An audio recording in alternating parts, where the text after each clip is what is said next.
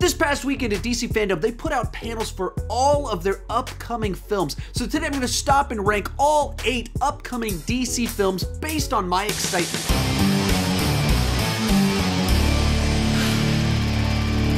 Hi, my name is Sean, and I love to talk about movies way too much. With that in mind, go ahead and join me down below in the comment section. Share your ranking of the upcoming DC films based on your excitement. My criteria going into this was basically, if I could watch one of them right now, which is the one that I would want to watch immediately, and what's the one that I could hold off until I had seen all the other films. That's basically it. My list isn't the right list, it's just my list, and I would love to see yours. And let's get started. Coming in last place is Aquaman 2. Of all of these films, this is the one that's coming out furthest away in December of 2022. And I think that's probably has a lot to do with why I don't have as much excitement for it. We don't know anything about it besides it's coming. And therefore, you don't have a targeted focused excitement where some of the movies higher up on this list, we know specific things about them that kind of stir up your emotions in a specific direction. With this one, it's just, I'm going to get more Aquaman. Now, I really dug the first film. I had fun with it. It's goofy, it's cheesy, it's not for everybody, but it put a big grin on my face, and I really dug the way that they actually kind of shot the action with wider shots, longer takes, and that it did embrace the goofiness and not go self-serious with the guy that talks to fish. But the nature of the story was also kind of this Shakespearean type story in a certain sense, with half-brothers battling for a throne. And so I just don't know exactly what the follow-up is to this film that feels like it still captures the magic of this one. And we don't know anything really about it from the panel. They talked about the movie James Wan and Patrick Wilson did, but we didn't get any specifics, any nuggets about it. So it's just, oh, more is coming. Number 7 is Shazam! Fury of the Gods. This is another one that's way off in the future in November of 2022. During the panel, the big focus was on the fact that they couldn't say anything about it. That's actually what Zachary Levi kept joking about during Fandom, is that, hey, I've got to cover 6 minutes of time and I'm not allowed to say anything. Let me bring in my friends for us to not say anything. Hey, let's make a joke about Sinbad. And they did this long-running bad joke about Sinbad and whether he would be in the movie, because there was this internet meme about there being a 90s movie called Shazam starring Sinbad that doesn't exist. But it was unclear even if they are actually going to put Sinbad in the movie or not. But yeah, it's another one where I really had a lot of fun with the first film, and I thought it had a great little arc to it. But also inherently, because of the nature of that story about Billy learning to accept his adopted family, and where it goes in the third act where they go full-blown Shazam family with it, I just don't know exactly where they're going with the sequel. I can't picture it in my head in a clear way, and I don't have any images, I don't have anything. All I have is Fury of the Gods. So based off of that, it's like, I dug the first one, but I think I'll start getting excited when I understand what you're trying to do with this specific film. Next up is Wonder Woman 1984. Of these upcoming DC films, this is the one that is coming out next. Hopefully, just a couple of months from now. We've seen a couple of trailers for it, behind-the-scenes stills. Of all these movies, this is the one kind of that we know the most about it. And unfortunately, the marketing hasn't fully won me over. At least this latest trailer actually kind of dampened my excitement just a little bit for it. In general, the fact that they're bringing back Steve Trevor has me very nervous for the film. It seems like one of those decisions where they went, oh man, he was just such a pivotal piece to the original one, we got to bring him back. And so then they came up with a plot to justify bringing him back rather than that necessarily being the best story to tell. Now, I haven't seen the movie, but even kind of the themes that they establish about someone having some ability to give you everything that you want, so suddenly Cheetah's this nerdy girl that turns into a supervillain, and Wonder Woman wants her long-lost love back and suddenly gains it back. Seems like there's something to that in regards to the plot that it doesn't feel like the most compelling direction to take this particular character. And even some of the there's a philosophy of sorts in the first one about the nature of war and stuff like that. That's not what this one seems to be teasing. The first trailer had a bunch of cool action shots that got me really excited for the film. And then the second one didn't seem to really have any more. And the humor started to make me a little bit nervous of like, are we just making a joke out of, like, we brought Steve Trevor back to turn him into the guy that makes jokes. I don't know if that's the best direction to take all of this. And so, unfortunately, this is one that my excitement for it is shrinking a little bit. In fifth place is Black Adam. They first announced The Rock as Black Adam 6 years ago, and this movie still doesn't come out for another year and a half. So it's like an 8-year turnaround from announcing The Rock's going to be Black Adam to him actually showing up in a movie.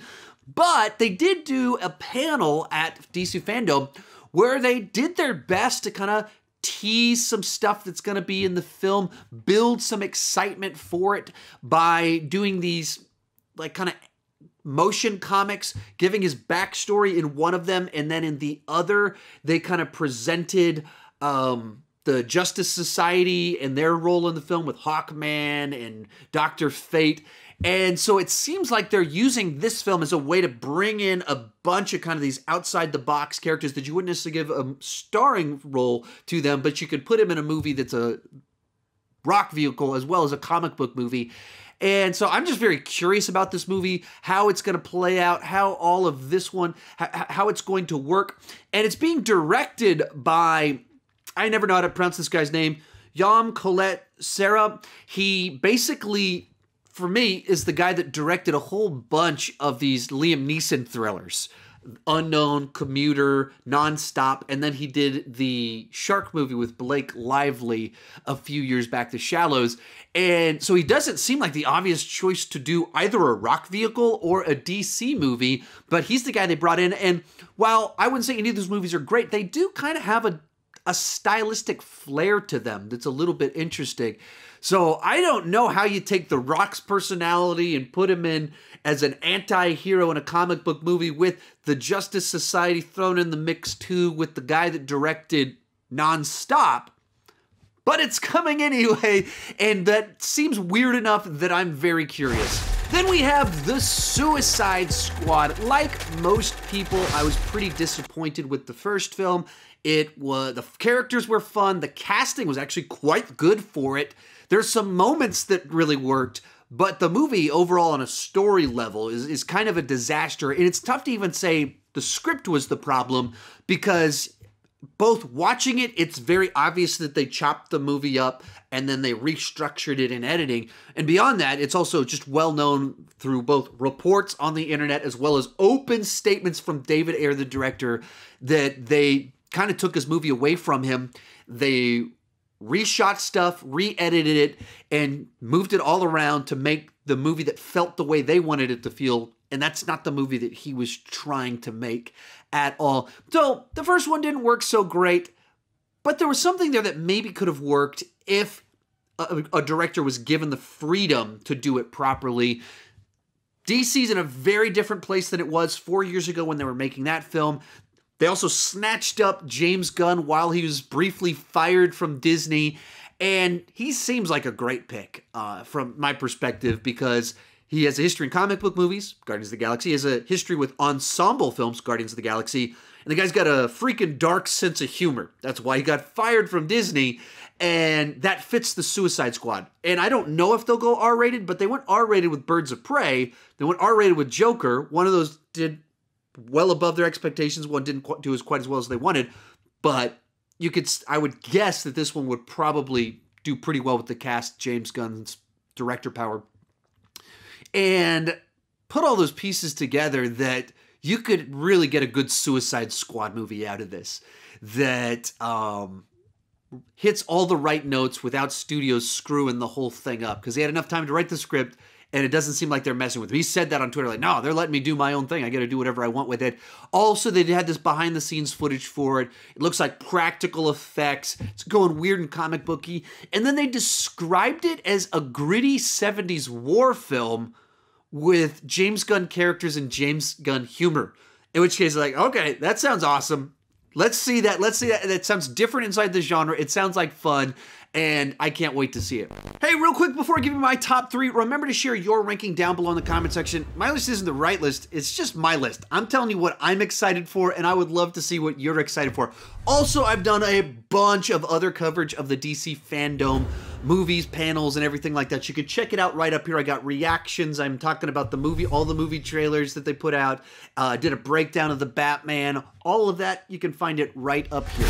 In third place is The Flash. Now, this is a tough one to fully sort through all of my feelings on it because I wasn't fully crazy about Ezra Miller's take on The Flash in Justice League, but it's also tough to know how much of that was him, how much of that was the Frankenstein monster movie that he was in. Other problem here, Ezra Miller had that weird incident a couple months back where he choked a fan, and I'm all for grace and forgiveness. I'm all for let's move on, but you got to address it. You can't just leave it hanging. So I have mixed feelings on this one in certain senses, but at the same time, the stuff that they're saying about it and what they're trying to do with this movie does have me very excited.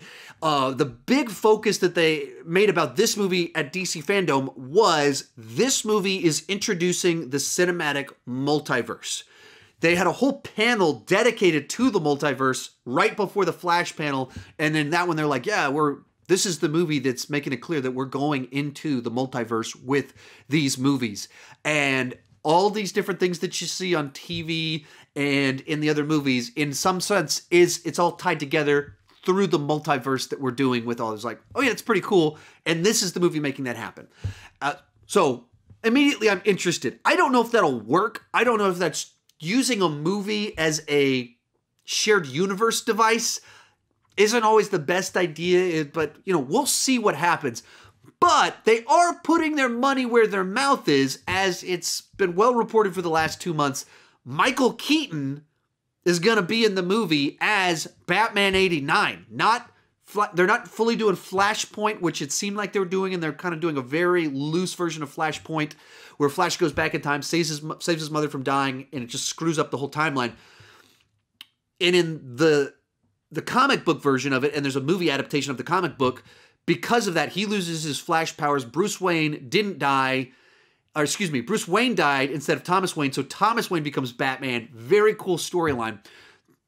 The reports are that he's not doing Thomas Wayne. He is Batman 89. They're multiversing it, so we get to see a continuation of those Batman movies that I grew up with, which for me is, what? This is really happening? Doing something so weird and comic booky, as well as Michael Keaton himself, the Batman of my childhood, returning. That sounds amazing. And then the other thing that dropped this week was Ben Affleck is in it too. Ben Affleck is returning, that he's in a better place, he's happier, and he's got the bad taste of Joss Whedon, Justice League out of his mouth, so he's willing to come back, and so he's going to, like, I guess, bookend the film, or at least kick off the film at the beginning.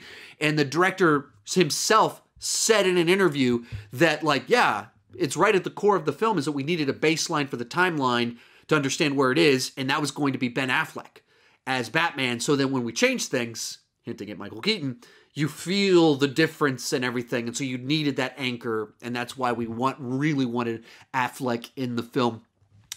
And you put all that together, and it sounds like just an interesting movie. Could be a disaster, but it'll be an interesting disaster, even if it is a total mess by the end of it. I also love time travel movies, so that helps too. Our runner-up is Zack Snyder's The Justice League, or Justice League, The Snyder Cut. I've said it many, many, many times before. I love it when things like this exist. When we have scenarios where we're able to see the same movie, same cast, the same shoot, but two radically different visions from two different directors, or in the case of this one director's vision and a studio's vision channeled through a late-minute hire to try and change the look, feel, tone, visual aesthetic, everything of the movie. Those are two very different things, and I love that the existence of something like this.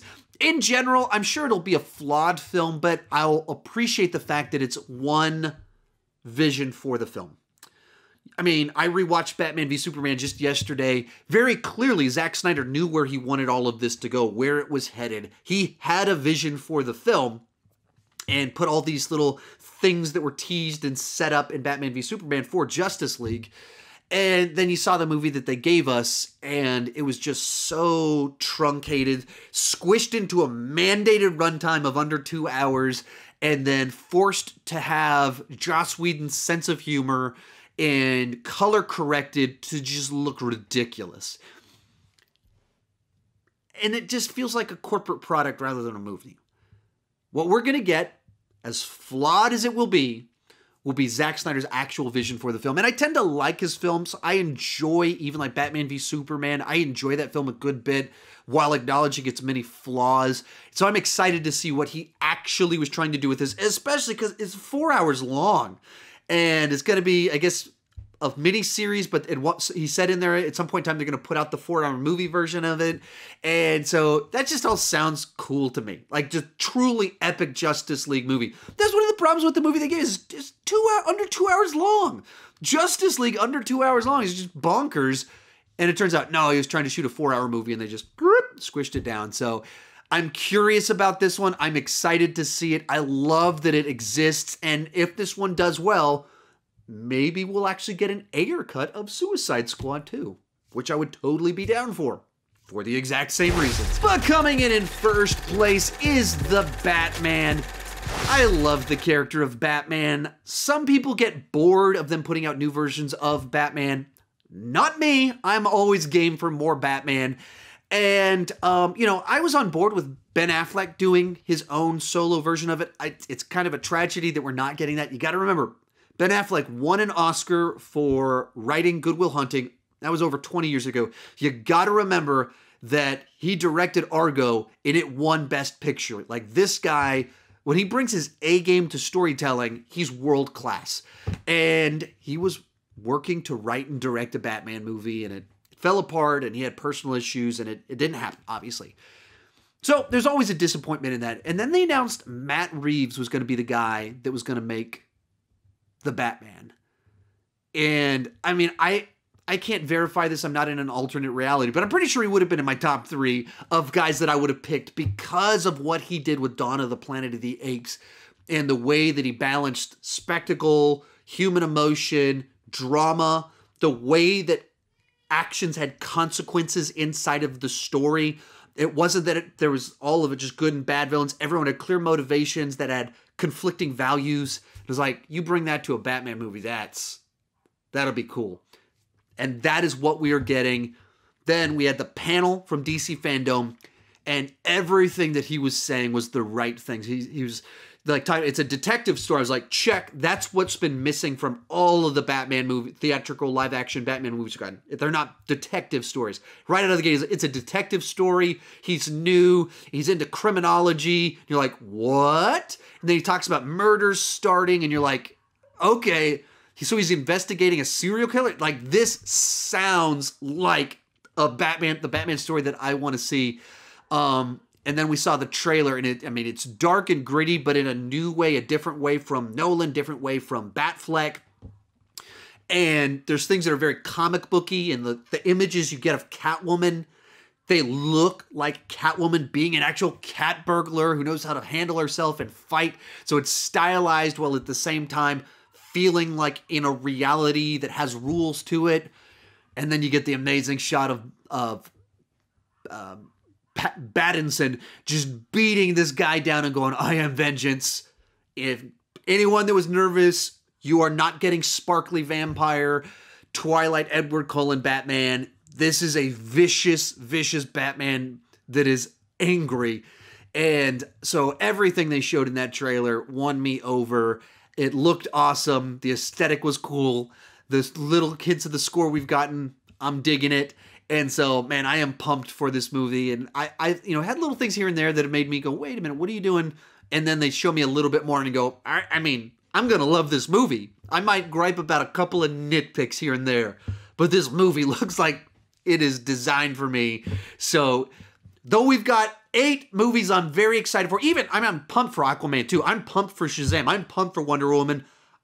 I'm just losing my mind, pumped for the Batman Snyder Cut. Some of these ones at the top. DC has got a great little run coming. and Batman comes in at #1 for me. If you enjoyed this video and want more of my DC content, check out these videos right over there. I got a playlist of rankings right there, and then I've got some of my DC fandom content right there. Thank you so much for watching, and keep talking movies too much.